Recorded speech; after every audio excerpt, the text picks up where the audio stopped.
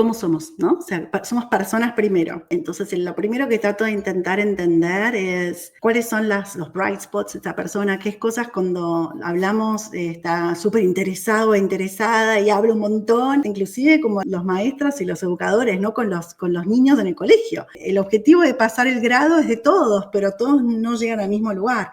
Acompáñame a descubrir a las mentes extraordinarias detrás de ideas y proyectos extraordinarios. Bienvenidos. Buenos días, buenas tardes, buenas noches, dependiendo de la hora que nos vean, nos escuchan o nos lean, querida comunidad de Latin Minds. Bienvenidos a un capítulo más el día de hoy, donde exploramos a una mente brillante latina que está y que hace cosas diferentes y que ha hecho cosas diferentes y que nos viene a inspirar, a compartir y a conversar con nosotros. Carolina Villarreal, bienvenida. Hola Andrés, muchas gracias por tenerme aquí. Carolina, una de las cosas que a mí me impresiona mucho de tu historia es ver que hay dos términos, sobre todo, al menos como yo lo interpreto, y aquí quiero que me corrijas si sientes que no lo interpreto de la manera adecuada, que creo que siempre tu historia se podría resumir como en dos palabras, ¿no? Evolución y resiliencia. No sé cómo sientes tú, si estoy en lo correcto según mi análisis o cómo tú lo resumirías tu historia. Es muy interesante cómo uno se ve a veces diferente de lo que la persona del otro lado, ¿no? Ve. Sí, creo que se resumen bien. No sé si yo hubiera usado esas palabras, pero la verdad que creo que las has resumido así muy bien. Y a lo que me refiero en evolución es, a ver, tú empiezas una vida profesional y tú eres de Argentina, ¿correcto? Así es. Y vienes y llegas a Estados Unidos hace ya bastantes años. Uh-huh. Y buscas evolucionar en adaptarte a un mercado completamente diferente profesionalmente. Una cosa es cuando se migra o cuando se crece o se migra muy joven, donde tienes todas las facultades para poderte adaptar. Cuando uno ya migra un poco más adulto, donde ya ha tenido también una previa cierta experiencia profesional, se vuelve un poco más complicado adaptarse. ¿Esa adaptación para ti fue compleja, dura? ¿Cómo la manejaste? Yo tuve mucha suerte en realidad, ¿no? Fue una migración como yo a veces digo, de primos, porque yo trabajaba en la misma empresa, me trajo en la misma empresa a Estados Unidos. Entonces, cuando llegué, sí hubo un ajuste, un cambio, un equipo nuevo y culturas diferentes, ¿no? Pero realmente como la cultura general de la empresa donde yo estaba trabajando, para darte una idea, me subí a un avión, volé 9 horas, llegué a las 7 de la mañana, dejé las valijas en el hotel y a las 11 estaba en la oficina trabajando. O sea que fue tipo... Pero eso suena sencillo, pero no lo es tanto. Es verdad, es verdad. Porque si bien es cierto, tal vez puede ser la misma empresa y uno está acostumbrado, pero a veces pasa que, yo te digo, puede pasar que como que te sientas en ese momento, tal vez por la adrenalina, es como que no lo entiendes, pero después pasan algunos días y es como cuando empiezas a entender, ok, estoy en otro lugar. 1000%. Y justo que lo mencionás, me transportaste hace 18 años, casi 19, y caí. Yo llegué el 22 de junio del 2006 a Estados Unidos y el 20 de julio, que es una fecha muy especial en Argentina porque es el Día del Amigo. Y es donde había una dinámica muy interesante que siempre se genera súper de amistad, ¿no? De amistad de toda la vida, de hacer cosas. Y estaba dando el examen para tener mi licencia ese día de conducir, que no pasé encima, tuve que volver a hacerlo. Y ahí fue cuando caí y no podía parar de llorar. Yo, por favor, ¿qué me pasa? Así que es verdad lo que vos mencionás. Sí, a mí lo que pasa también es que me gusta avanzar y no quedarme, o sea, como que si lo hubiera pensado mucho, creo que no me hubiera nunca lanzado, ni siquiera armar la valija y venir. Así que me encantó la definición que me ayudaste a como resumir en esas dos palabras. Gracias, Andrés. Y, pero siempre es importante porque es importante, y eso nos pasa a muchos, de que uno no logra entender su historia o no logra entender sus cosas hasta cuando alguien que lo ve desde afuera tal vez te da una visión externa, ¿no? Entonces te la Sí. analiza sin tener esa situación. Pero allí quiero conectar dos cosas. Ujú. Eh, los latinos en general somos una sociedad muy apegada a los afectos, Sí. ¿vale? Pero dentro de la sociedad latina, a mí, conociendo un poco diferentes comunidades, creo que la comunidad argentina o la sociedad argentina es una de las sociedades más apegadas a sus afectos, a sus familias, son muy familiares, son muy de amigos, tienen el Día del Amigo, que eso prácticamente en ningún otro país de Latinoamérica existe. Ah, son mucho de reunión. Obviamente, incluso su ascendencia italiana hace que, o europea, hace que sean, por ejemplo, la sociedad italiana es muy apegada a la familia, a los abuelos, etc. Eh, y eso era parte de lo que me explicó, porque no hay un cambio tan fuerte como venir acá. Sí, Acá es una sociedad mucho más individualista, mucho sí. más... eso, ¿cómo te pegó a ti? Porque además Ay, prácticamente moviste para acá y es un cambio rotundo, ¿no? muchos flashbacks me acabas de mencionar y me encanta, siento que has tocado un montón de cosas, veo en tus palabras así como frames de lo que, como cuadros de lo que pasaban en mi vida. Sí, has dicho totalmente, mi familia tiene ascendencia española de parte de mi papá, Villarreal, mi apellido, y del lado de mi mamá es italiana. Y todos los domingos se juntamos todos juntos. El 1 de mayo, que es el Día del Trabajador, toda la familia junta, toda la familia, cuando me refiero, o sea, mi abuela tenía 12 hermanos, Claro, 12, la familia ampliada, ¿no? sí, sí, sí, sí. Y después, por otro lado, sí, las amigas y los amigos son considerados una familia. Mis amigas son mis hermanos. Así que fue difícil, pero también, sinceramente, fueron mis amigas y sobre todo mi padre el que me dijo, mira, nosotros no nos vamos a ningún lado, tu círculo no se va a ir a ningún lado, la distancia va a reforzar los vínculos más fuertes y aquellos eslabones que estén un poquito flojitos y quizás decanten. Y la verdad que fue tan sabio lo que me dijo, que fue así, o sea, y sí, así, y por otro lado también yo quiero destacar es que estoy en una ciudad que es multicultural de por sí, yo estoy basada en Miami. Si bien hace 19 años había un poco menos argentinos de los que hay hoy, porque había habido una ola muy grande con el 2000, 2001. que después se fueron, claro, después volvieron. Eh, es, puedo hablar en español si quiero, siempre es más fácil. Es lo que yo siempre explico, no es lo mismo migrar, o sea, para un latino, sobre todo profesional incluso, yo siento que no es lo mismo, conozco bien Miami, Fort Lauderdale, no es lo mismo migrar allá que migrar también, por ejemplo, a Nueva York. Coincido, Por ejemplo, mil. New York son situaciones diferentes. Como tú mismo dices, en Miami hay muchas zonas en las que tú te sientes como estás cercano a casa, ¿no? Hay ciertas zonas en Miami Beach que parecen zonas de Buenos Aires o zonas de Argentina. Entonces eso te permite, normalmente puedes hablar bastante en español, eso permite acostumbrar, pero igual sigue siendo difícil, o sea, sigue Sí, siendo un desafío, ¿no? te cuento algo muy gracioso. Dos cosas que aprendí de los insights de mi cultura y el resto de las culturas. Yo estaba en la división Latinoamérica, mis jefes eran estadounidenses, se hablaba siempre en inglés, era muy, muy American driven. Yo todas las mañanas, como en Argentina, se da un beso a las personas. Llegas y a cada uno de los que ves, no importa que le des un beso. Y entonces yo llegaba a la mañana y le A, daba un beso a a la besar persona. a todo el mundo. Y hasta que un día me dijeron, no, no me des un beso, yo te conozco. O sea, pero no es un beso, es como, inclusive es toda Sí. una dinámica, ¿no? Es como que pasás la mejilla.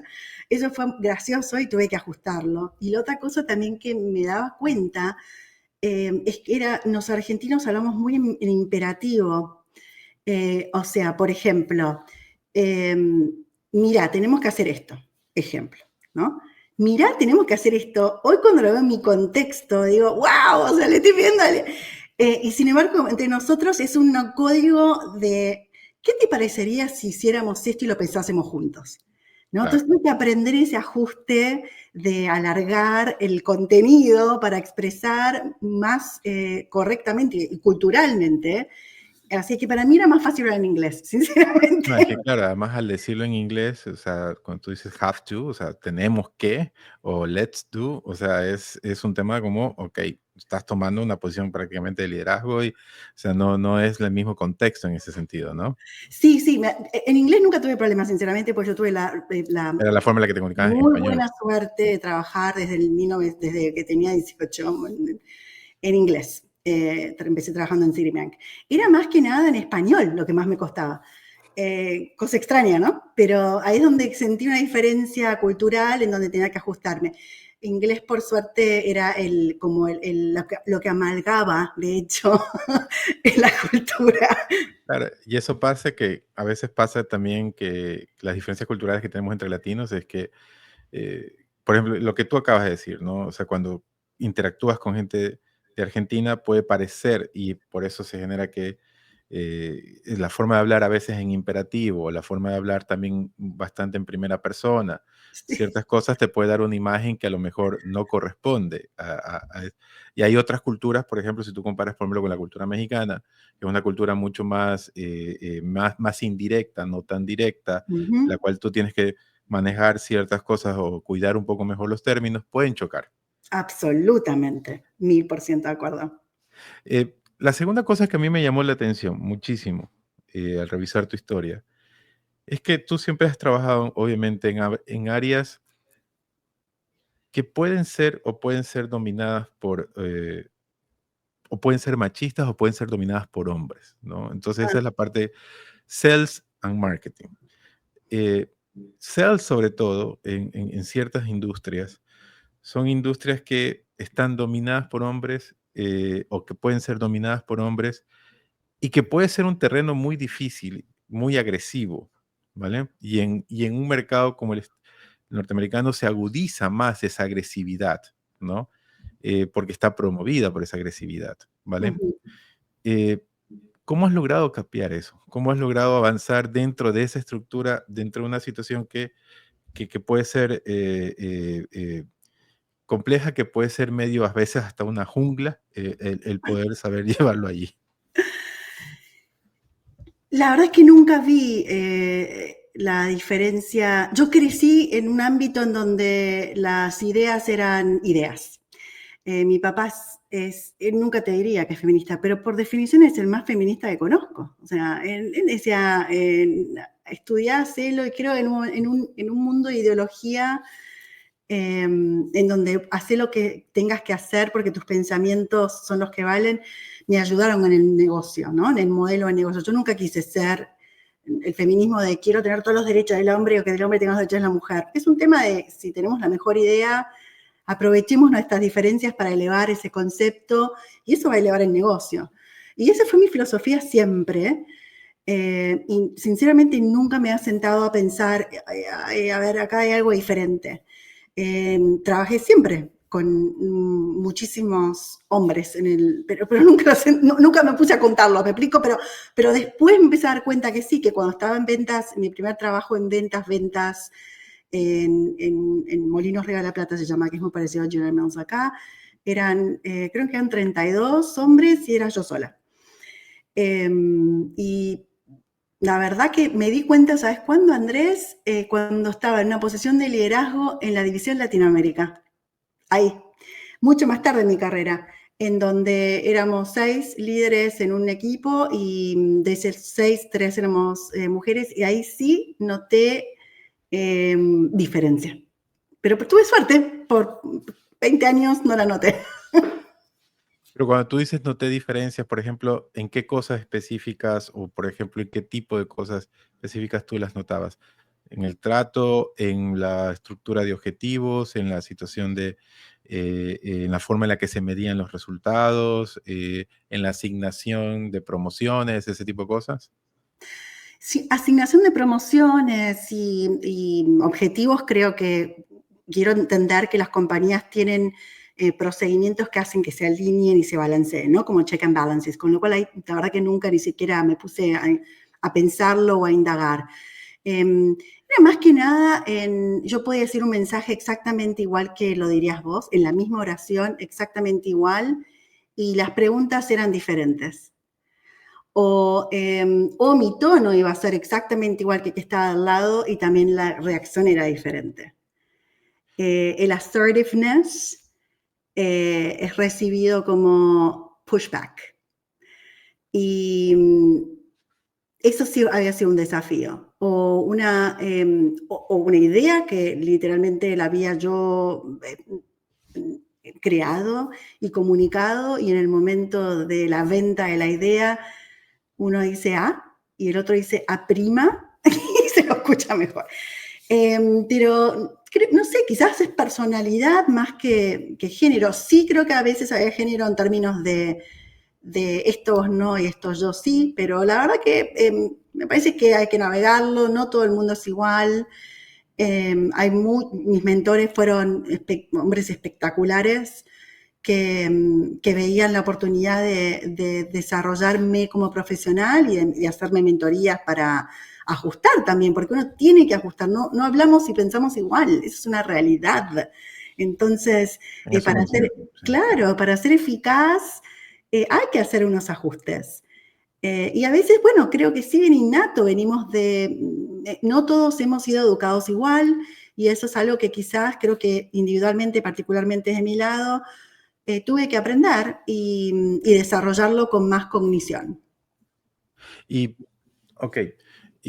Pero cuando he conversado mucho con mujeres que han estado en posiciones o están en posiciones de liderazgo, en posiciones ejecutivas, una de las cosas que siempre me han explicado es cosas como, por ejemplo, yo me he encontrado en situaciones en las cuales tal vez yo presento o explico la misma idea que un varón, tal vez él lo explica de una mejor, lo explica no de una forma diferente, no una mejor forma, una forma diferente, pero explicamos la misma idea. Pero a veces me he sentido en situaciones en las cuales a ese varón se lo escucha más porque le está presentando él cuando la idea era la misma. Claro. Entonces, y la segunda situación que también me he encontrado es, en cambio, la contraparte, que a veces he escuchado situaciones de hombres en liderazgo diciendo, el problema es que a veces no puedo promover o me encantaría poder tener más mujeres en posición de liderazgo, pero a veces tengo un problema con el tema de el engagement, el compromiso hacia los resultados o la presión sobre los resultados. Entonces, ¿cuál es tu opinión ahí al respecto? Porque a veces ellos decían Sí. o ellos se dice que tal vez puede costarles un poco más o puede esa situación de trabajar bajo esa presión de resultados, sobre todo en áreas como ventas, que tú y yo sabemos que la presión sobre los resultados es parte del trabajo, Sí, sí, ¿no? sí. Igual en marketing. Entonces, ¿cómo tú lo sientes? En función de tu experiencia, cómo tú lo has vivido? Yo tuve la suerte de construir equipos en donde era el mejor el que quería que entrase. Y dentro de esos equipos, casualmente estaba balanceado. Era casi mitad y mitad. Para mí es un tema del líder, sinceramente. O sea, sí hay diferencias, pero hay un mismo objetivo. Es cómo nos adaptamos a nivel liderazgo para que en realidad ese objetivo se cumpla con las modificaciones necesarias que tengan que realizarse, ya sea por mentoría desde el líder a la persona donde tiene que lograr el mismo objetivo, o porque la persona misma se tiene que ajustar.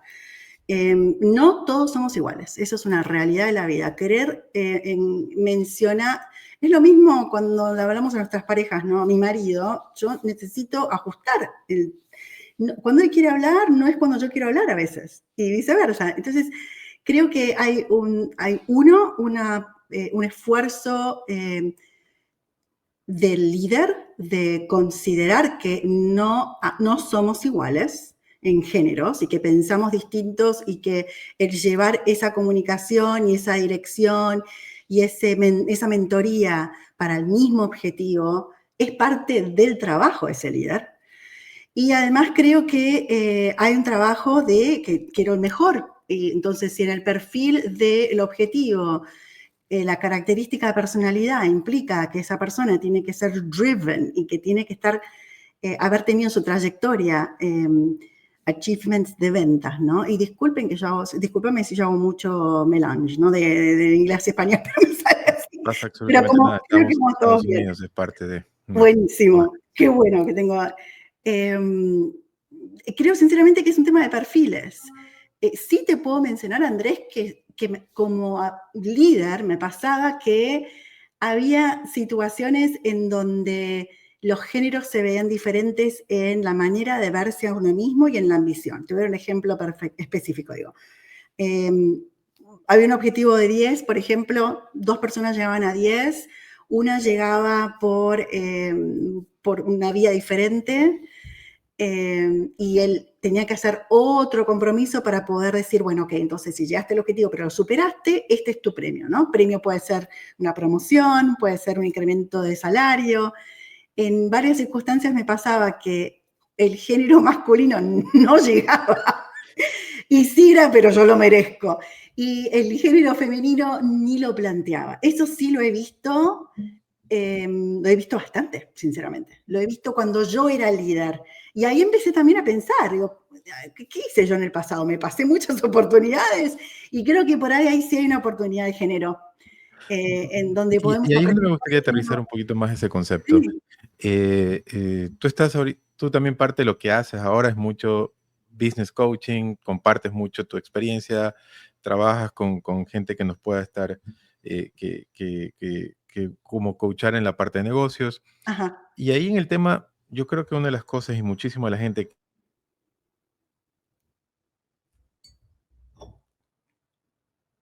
está escuchando, creo que es la parte más compleja de liderar, ¿no?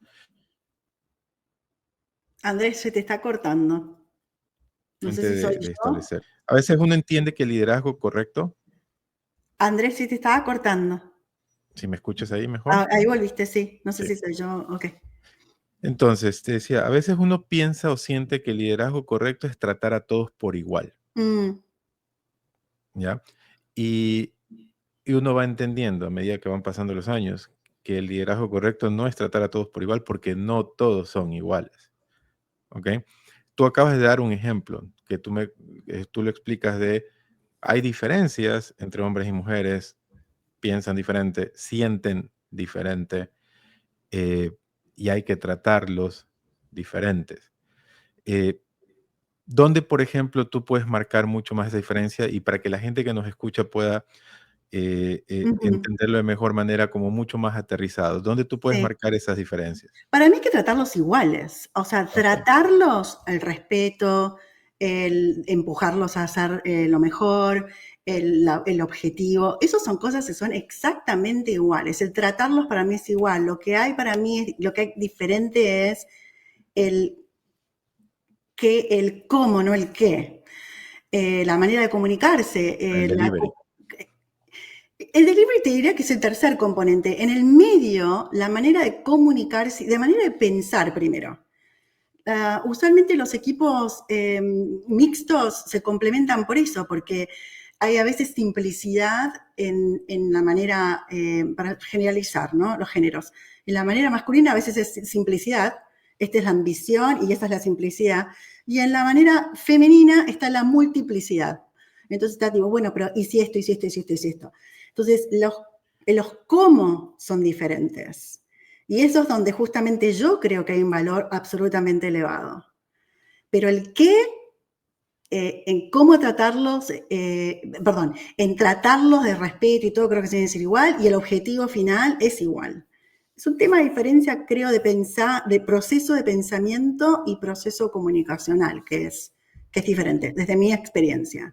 Por ejemplo, al manejar equipos de ventas, que también es todo un arte el manejar equipos de ventas, tienes diferentes perfiles. Tienes Ujú, perfiles en los cuales ellos necesitan por su propia naturaleza tener un líder que sea muy pushing, que los lleve, que los empuje, que los lleve, y que sea más un coach que un coach, líder, es decir, en el ujú. tema de empujarlos y de llevarlo y que sobre todo trabaja mucho bajo un tema de ser presionados de buena manera, por supuesto, pero porque si tú los sueltas mucho, tienden a perderse. Hay otros, en cambio, que prefieren un facilitador, alguien que les facilite, pero que no esté encima de eso. Ahora, en tu experiencia, porque una de las cosas más complejas de eso es identificarlos, Ajá, sí. ¿ya? ¿Cómo fuiste tú aprendiendo a identificar ese tipo de situaciones? Primero, cómo somos, ¿no? O sea, somos personas primero. Y entonces lo primero que trato de intentar entender es cuáles son los bright spots de esta persona, qué cosas cuando hablamos está súper interesado o interesada y habla un montón, qué otras cosas son como que, what a bummer, I have to do this. Entonces, tratar primero de entender, bueno, cuáles son las áreas de fortaleza y las áreas de debilidad y cuáles áreas realmente, si yo le pido a una persona ayuda, sé que porque naturalmente le encanta hacer eso, lo va a hacer. Es como un arte, sinceramente. Es como, creo hasta inclusive como los maestros y los educadores, ¿no? Con los niños en el colegio. El objetivo de pasar el grado es de todos, pero todos no llegan al mismo lugar. Es muy difícil tener una fórmula de hago esto y termino el B desde mi experiencia. Yo he aprendido mucho de mis propios errores, de haber querido hacerlo así, de hacerlo más eficiente, de decir, hacemos todo igual, hacemos todo allá. Y ahí es donde en realidad he tenido el agua abajo de la nariz. Así que desde ese lugar es donde te estoy contando más como el Y final. recuerdas algún, sin mencionar tal vez empresas, ¿no? Pero algún error específico en la que tú viendo hacia atrás digas, ahí, porque a veces nos cuesta entender de que en esa situación fui yo el líder, el que falló, y en otra situación tal vez no necesariamente fui yo, sino no conectamos bien con ese elemento. Sí, ¿Recuerdas situaciones hacia atrás en las que tú dices, ok, ahí creo que yo fui sí. el que la regó, como dirían los compañeros de México? Sí, sí, sí. La respuesta es sí. Eso era excesivamente impaciente. Y eso es parte de, creo que es como un black side de un bright side de ambición y de advancement, ¿no? O sea, como que este es el objetivo que tengo que hacer y voy, go and get it. Y estoy hablando hace 15 años atrás, en uno de los desafíos que tuve de equipo, era como que mi estamina era 1000, y vamos, y vamos, y vamos, y vamos, y si hay que hacerlo 17 horas, vamos, y si hay que tener... Y eh, pretendía que todo el mundo sea igual. O sea, vamos para adelante igual, vamos para adelante. Y es como que, y cuando no había la misma reacción, era como que, Te frustrabas tú. claro, exacto, y se me notaba. Yo soy una persona expresiva, gesticulo, y me mirás y decís, y eso obviamente genera una dinámica de desconfort, ¿no? O sea, es como que no estoy contenta o contento, no me gusta esto, estás exigiendo mucho. Entonces el primer año fue un poquito difícil de esa asignación. Lo bueno y que recomiendo a todo el mundo que esté interesado en elevar la manera de liderar equipos, que a mí personalmente me ayudó un montón, es establecer un sistema que se llama Feedback 360, que es anónimo, dependiendo, a veces las organizaciones son muy pequeñitas y entonces después la gente está tratando de averiguar quién dijo qué, ¿no? Pero esto de que todo el mundo, la mayor cantidad de gente que puedas, le envíes una encuesta, y que en mi caso venía de armada, ¿no? No fui yo, pero lo podemos hacer nosotros mismos, de áreas de oportunidad, de qué cosas te molestaron, totalmente, y que uno tenga personalmente, el individuo que está preguntando, la apertura mental de no tomárselo personal, sino desde desarrollo, para mí eso fue y seguirá siendo una manera transformacional de evolucionar, en la palabra que al principio mencionabas, en cómo seguir creciendo personalmente a nivel people to people.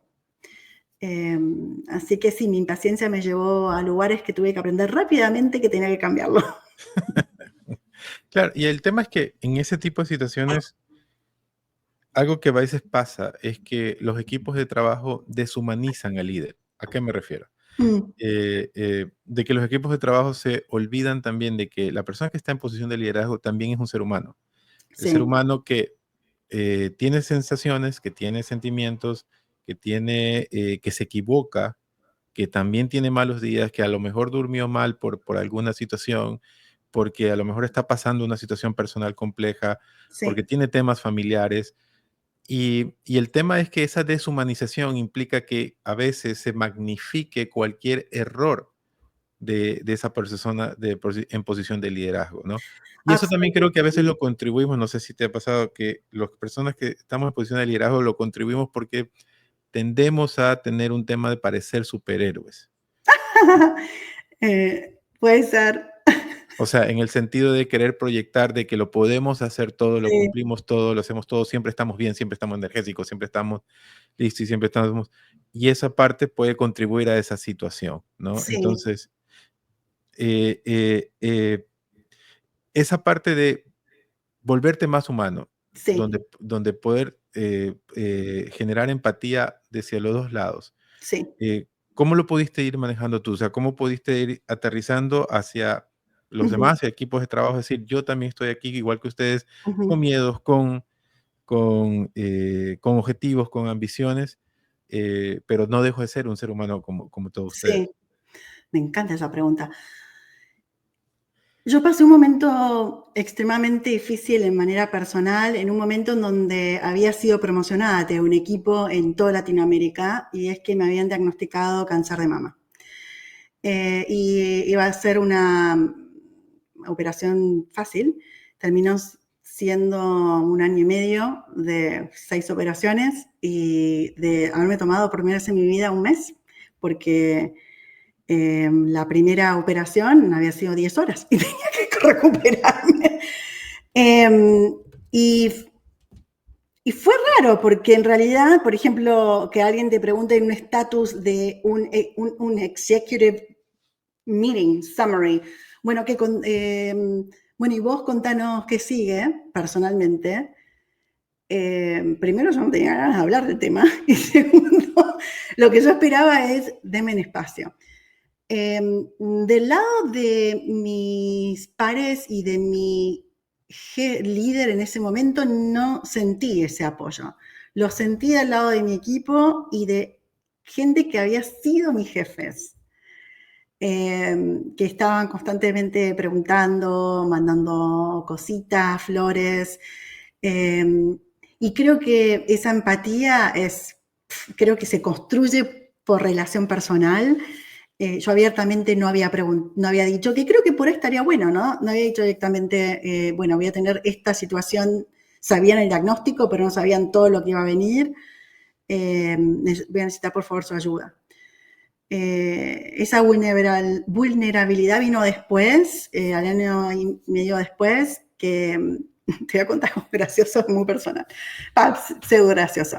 Yo estaba tomando también después una pastilla de quimioterapia que es hormonal y que me habían dicho, vas a estar irritable. O sea, y yo mencioné a mi jefe, le digo, yo te quiero avisar que va a salir una Carolina que nunca viste y que te pido por favor que cuando la veas le avises porque no lo puedo controlar. Entonces, a tu pregunta, creo que la vulnerabilidad propia del líder la sigo construyendo.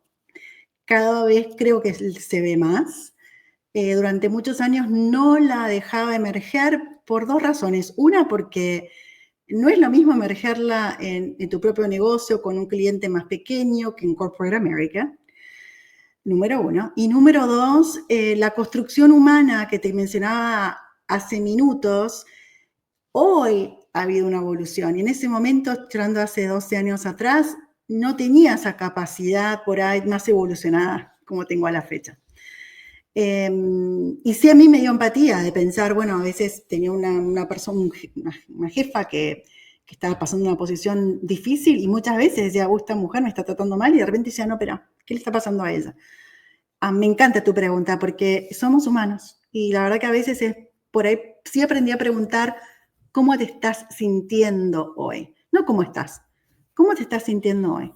Y en inglés también, how do you feel today? But feel. Y eso a veces nos hace conectar de una manera diferente en donde nos podemos abrir. Es como que te sentís que te puedo contar, ¿no? Escúchame. No sé si tiene conclusión mi respuesta. No, claro. Y justo o sea, por parte de lo que acabas de contar es que también he resumido mucho tu historia como resiliencia, ¿no? El saber sobreponerte a situaciones adversas, el saber, primero, llevarlas, porque resiliencia es llevarlas, ¿no? Y luego sobreponerte. Y quería conectarlo con este tema de liderazgo, porque yo creo que ese es un tema que se habla poco y que deberíamos explorarlo más, porque Mm, allí es donde está mucho la clave del desarrollo personal, del desarrollo de los equipos de trabajo, del desarrollo de los negocios y el desarrollo de las empresas, mm, incluso de la sociedad, es decir, en la cual podamos entender que todos trabajamos con seres humanos. sí. ¿Vale? Los equipos de trabajo no son tampoco máquinas, robots o algo por el estilo en los cuales se puedan deshumanizar y que también las personas que están en ejercicio de liderazgo son esas mismas personas. Y yo creo que la deshumanización a veces ha llevado justamente a grandes errores que se estructura eso. Ahora bien, otra de las situaciones que yo vi al conectar tu historia, que me llamó mucho la atención es la evolución, ¿en qué sentido? Trabajas muchos años en la industria, en General Mills, pasas después a otro gigante como Chiquita Banana, eh, Corporate America por excelencia.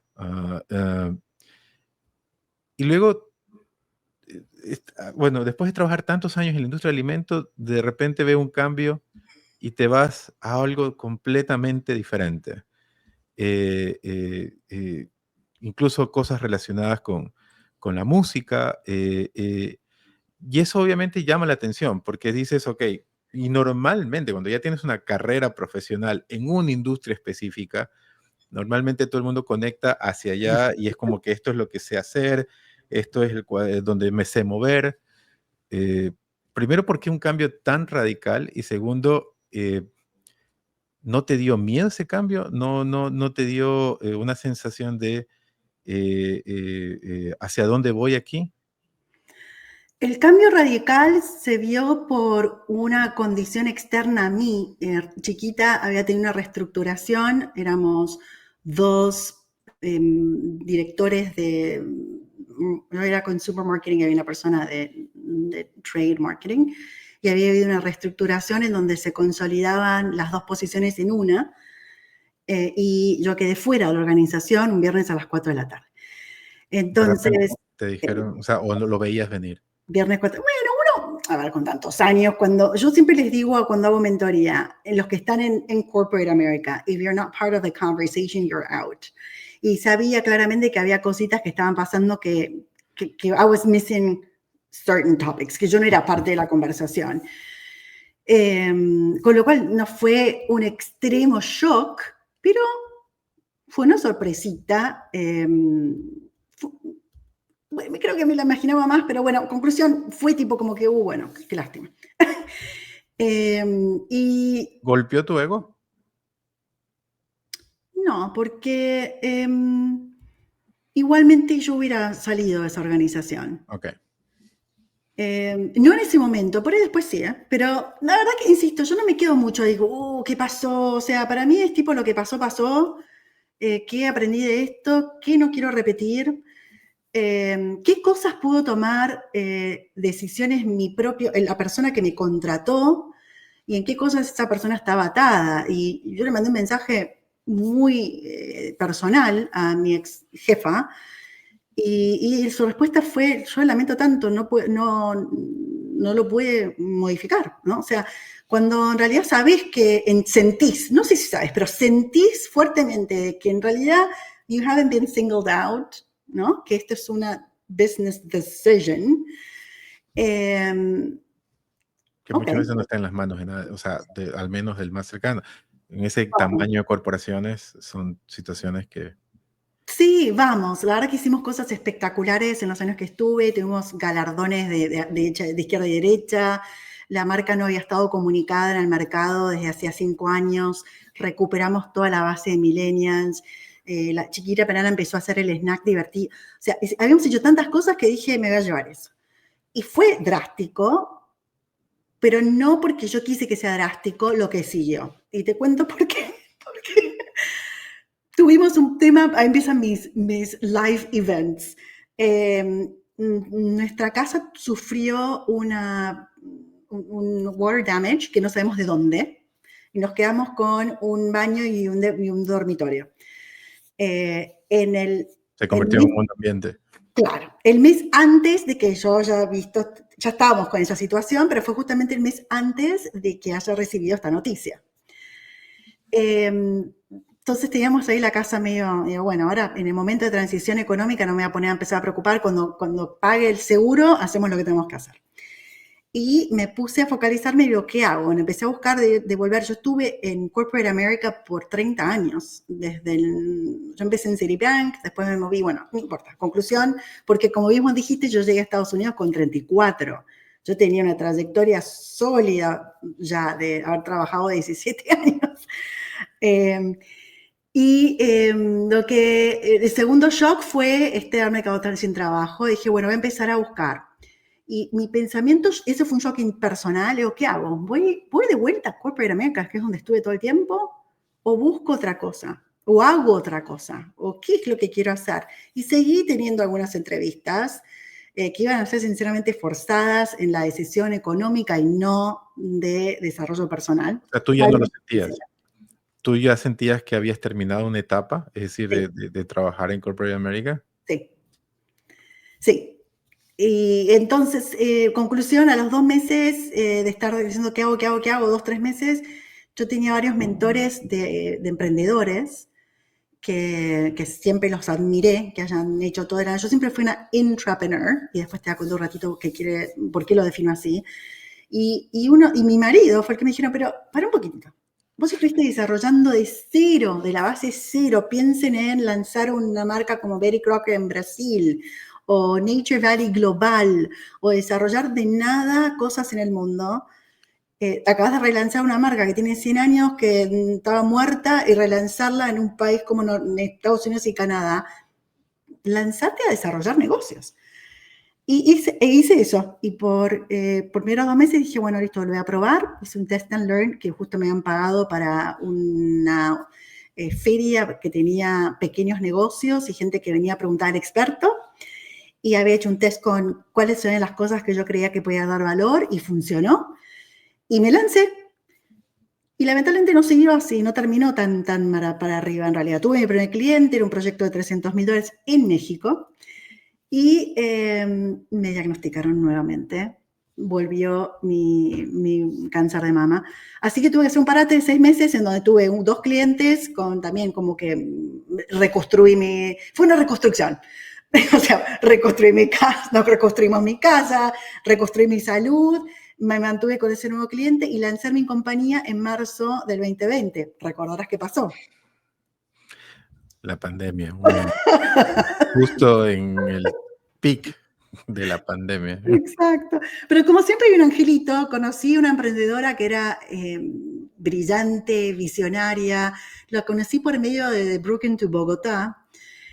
Y ella estaba lanzando en ese momento un startup de música. Y a mí siempre me encantó la música. Yo estudié órgano, estudié keyboards, mi marido es músico, y era como juntar 2 pasiones, ¿no? Y una que hago muy bien, de desarrollo de negocio, con la música. Y ahí es donde me lancé como cliente, o sea, como era mi cliente en este startup. Así que fue como que me lancé a cuáles son los pilares en donde yo puedo dar valor agregado, y sinceramente a buscar muy activamente las posibilidades. Lo que sí puedo decir es que sin un network y sin ir a buscar el network, no hubiera llegado a ningún lado. Y por Pero eso... ahí me saltan varias preguntas y nuevamente Sí. regreso a los 2 conceptos iniciales de que conversamos sobre tu vida: evolución y resiliencia. No es fácil cuando ya tienes una carrera de 30 años Uh-huh. pensar en emprender o lanzar tu compañía. Puede parecer sencillo, sonar sencillo. La parte de tal vez organizar la compañía, crearla, eso es fácil aquí en Estados Unidos, es muy Uh-huh. Sí, es sencillo. verdad. Pero, pero cuando has tenido un paycheck, un Friday check every week, cuando has tenido cada semana un cheque, cuando has tenido seguramente seguro médico, cuando has tenido un Uh-huh. montón de beneficios, vacaciones pagadas, etcétera, etcétera, durante tantos años, eh, lanzarte a algo que es la incertidumbre completa, y donde básicamente cualquier situación de seguridad te la tienes que armar tú Sí. mismo. Tú mismo, es decir, si quieres pensar en seguros, en paycheck y todo, tú mismo tienes que armártelo. Am, no es sencillo. Y mientras más grande nos ponemos todos, más complejo a parecer, pareciera que fuera más sencillo, pero no lo es. Es más complejo porque además, mientras más profesional eres, mientras más conocimiento tienes, eh, más mapa de riesgos te haces en tu cabeza. Más, más mapas de riesgo te haces en tu cabeza, porque el conocimiento también te permite ver. Por eso siempre digo que incluso la migración y el emprendimiento tiene que tener ciertos grados de inconsciencia, porque si fuera 100% consciente, prácticamente muy poca gente emprendiera, muy poca gente migrara. En tu caso, ¿cómo? Y encima con una situación de salud personal que tenías que batallar. ¿Cómo afrontaste esos miedos? Más allá del tema de salud, ese miedo, esa situación mental de estar en la incertidumbre, de estar en nowhere, ¿cómo lo afrontaste? ¿Cómo lo afronté? Em, Hay algo que por ahí es una parte loca de mí, seguramente, de ¿qué estoy haciendo para que cambie mañana? Esas son las preguntas que usualmente me hago y me las sigo pensando hoy, ¿no? ¿Qué estoy haciendo para que cambie? Primero, darme cuenta que en un momento en donde me sacaron, como decimos en Argentina, me sacaron la alfombra de los pies y no, porque realmente tu casa, tu trabajo y tu salud son el fundamento de la seguridad de la vida. Lo que tenía era amor, que uff, menos mal, pero cosa mayor también, Por ¿no? Porque supuesto, que es soporte para aguantar todo lo demás. absolutamente. Para mí eso fue, digo, si paso esto, paso todo. O sea, sinceramente esa fue una prueba de fuego tan grande que, y además también, como bien vos dijiste, había estado parada en una situación económica un poco más fuerte, ¿no? O sea, esa situación hoy por ahí me agarra de vuelta y ahí sí me preocupo muchísimo más. Sabía que tenía un respiro de tantos años de haber estado en Corporate America con buen salario y buenos beneficios que me podía sustentar si tuviese este tipo de problemas. Yo usualmente trato de eso, de qué hago mañana, qué estoy haciendo hoy para asegurarme mañana y qué pasaría si no hay nada.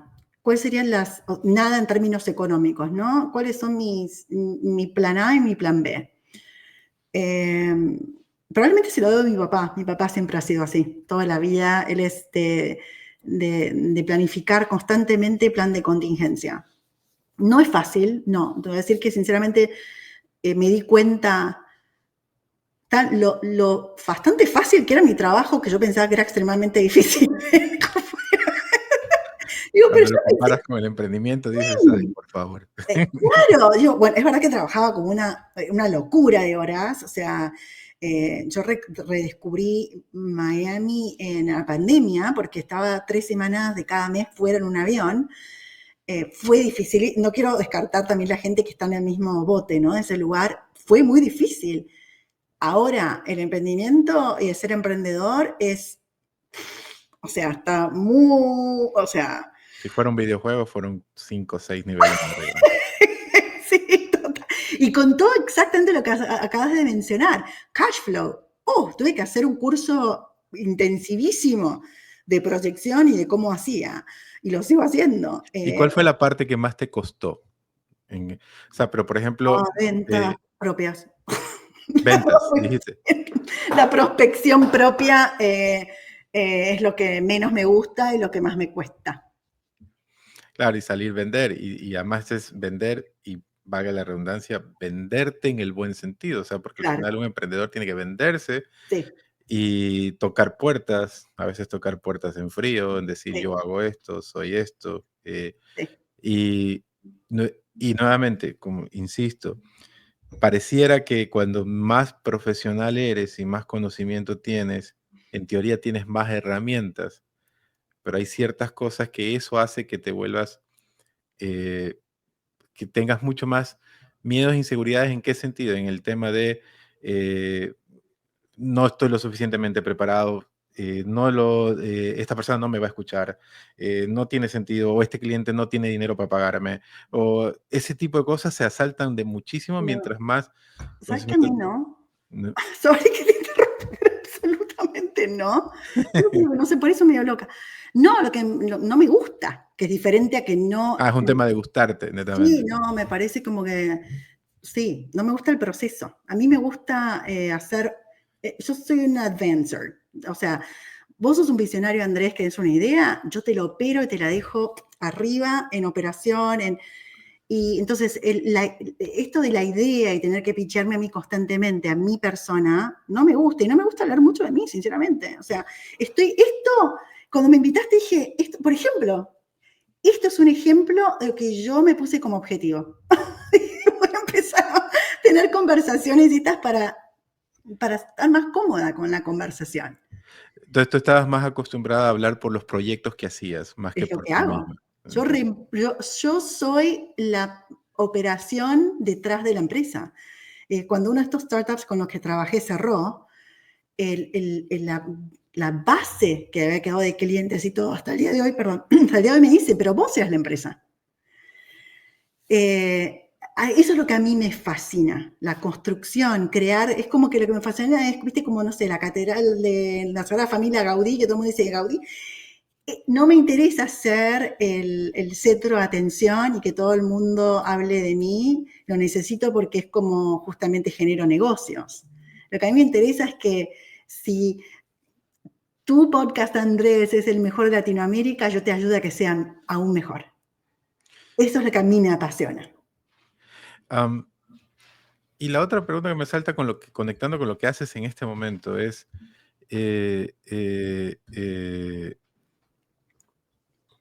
¿cómo aterrizas lo que tú has aprendido durante muchos años en una realidad que es Corporate America, que son empresas muy grandes? Y te sientas, por ejemplo, a asesorar a startups, te sientas a asesorar a empresas más pequeñas, a emprendedores. Puede haber un riesgo de no conectar una realidad con otra, porque son diferentes realidades, diferentes situaciones. ¿Cómo logras aterrizar eso a un plano más, esa experiencia, ese bagaje, pero a un plano más terrenal, por decirlo así?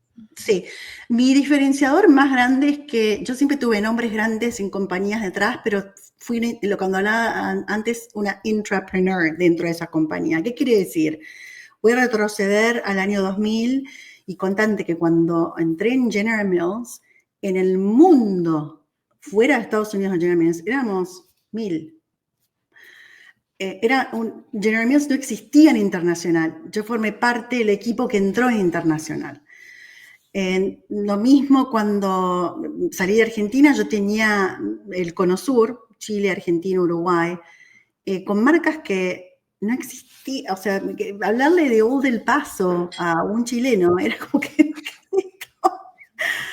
Entonces yo siempre fui una embajadora de marcas estadounidenses desarrollando mercados.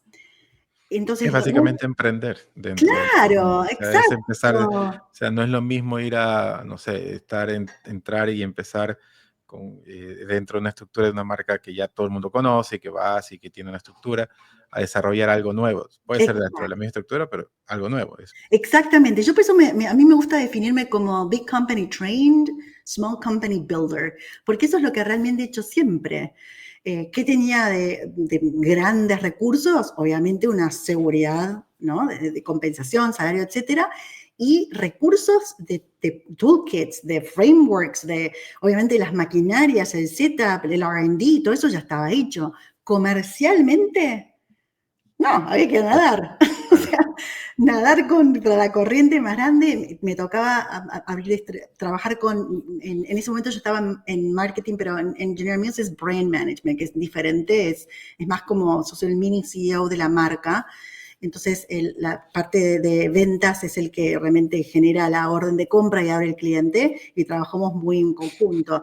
Y nos tocaba ir con mi par de ventas a Colombia a hablar con distribuidores que eran 8 billones y nosotros éramos $10. Entonces, es como que todo esto inclusive, viste, ir a un Walmart y sentarte en México y hablar de entrar con Nature Valley, no éramos nadie. Entonces, obviamente te ayuda a tener un nombre en una compañía gigantesco. Entonces, ¿cómo traslado esto? Porque en realidad así fui entrenada. Entonces, lo que traigo específicamente en estos emprendimientos es, sí tengo una estructura que ha sido over and over proven y que tiene mis propios frameworks ahora que yo he creado. Y esa resiliencia y navegación y el resourcefulness y el cómo genero esto, la capacidad estratégica y de pensamiento con el guerrilla, la táctica guerrilla era construirlo, I lean in even more en lo que hago ahora, y creo que eso es lo que me diferencia, en donde puedo justamente generar resultados creativos y ayudarlos. Yo creo que hoy en la era digital, no importa quién emprende, del lado comercial, puede competir con un grande que hace 15 años no era tan fácil. Y eso es una cosa que creo que es espectacular. Y la persona que te está escuchando ahorita dice, ok,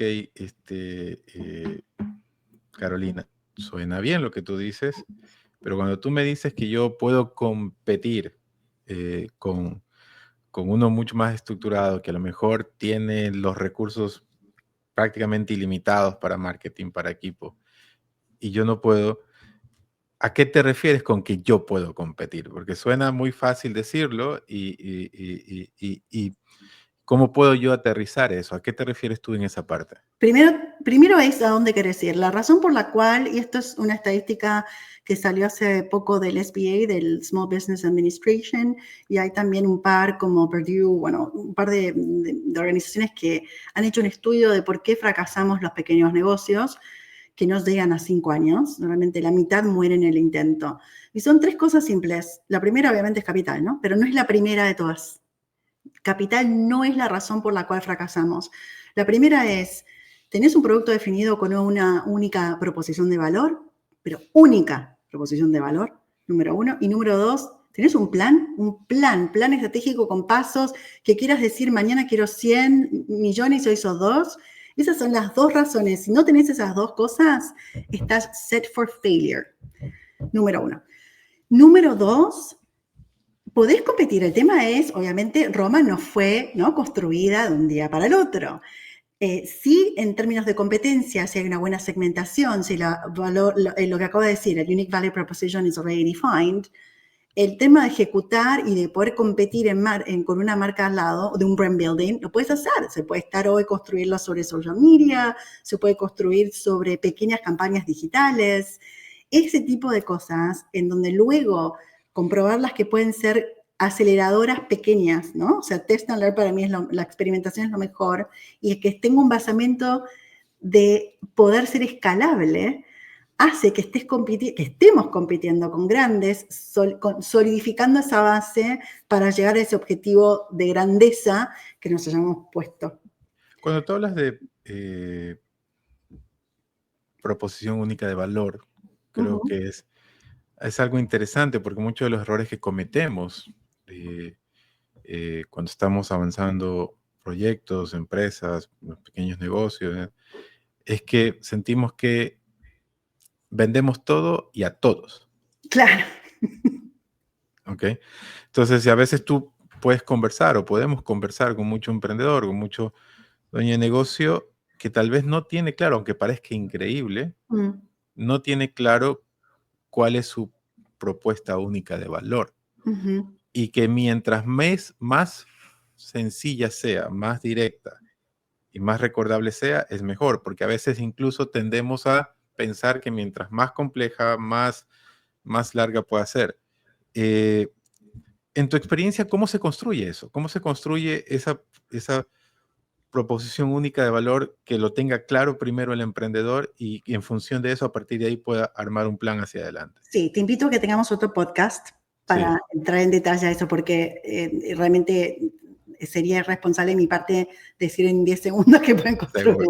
Sí, los dejo con 3 cosas. La primera es un framework constante que utilizo y que la mayoría de los marketineros, Andrés, seguramente vos también lo utilizarás. Es qué oración tenés de promesa y beneficio Número 1. Número 2, ¿a quién le estás hablando? Y número 3, ¿qué problema estás resolviendo? Con eso empezás a construirlo. Termina siendo exactamente como bien vos dijiste, tiene que ser una oración memorable y simple. Y eso es dificilísimo de llegar por la cantidad de data que se va a necesitar. Pero los 3 tips son esos, las 3 cosas que acabo de mencionar y que además el outcome tiene que ser una oración tan simple como una oración, con 2 beneficios nomás de eso. Más de 30 años en Corporate America, ya algunos años asesorando startups, empresas como Fractional CMO, haces business coaching, has trabajado con organizaciones como Blue Look Bogotá, como We NYC. ¿Cuál es tu siguiente paso, Carolina? Mi siguiente paso es, estoy trabajando hoy como Fractional Sales and CMO de una empresa que hace gelatos. Y mi siguiente paso es llevarlos a Global Domination. Esa es mi ambición, mi siguiente paso es donde estoy, tengo ahí el corazón, las manos, los brazos, y mi misión en los próximos pasos, que siempre va a estar más allá de ese single money que acabo de mencionar, es realmente poder elevar esa idea que tienen estos emprendedores espectaculares que ya tenían la visión de poder crearlo y llevarlos al otro nivel. Otro nivel puede ser crecer el doble, otro nivel puede ser construir la organización, porque no tiene ni siquiera la manera de pensar en una estructura de balance, ¿no? De balance sheet. Otro puede ser porque tengo una idea, pero ni siquiera sé cómo traerla a la vida. Esos serían mis próximos pasos. Para finalizar, 5 preguntas muy rápidas personales, ¿vale? Oh. Un libro que a ti te haya marcado. The Generalist. Una canción que escuches cuando quieres simplemente desconectarte. En este momento la decía, que no me acuerdo cómo se llama, que es I'm so powerful.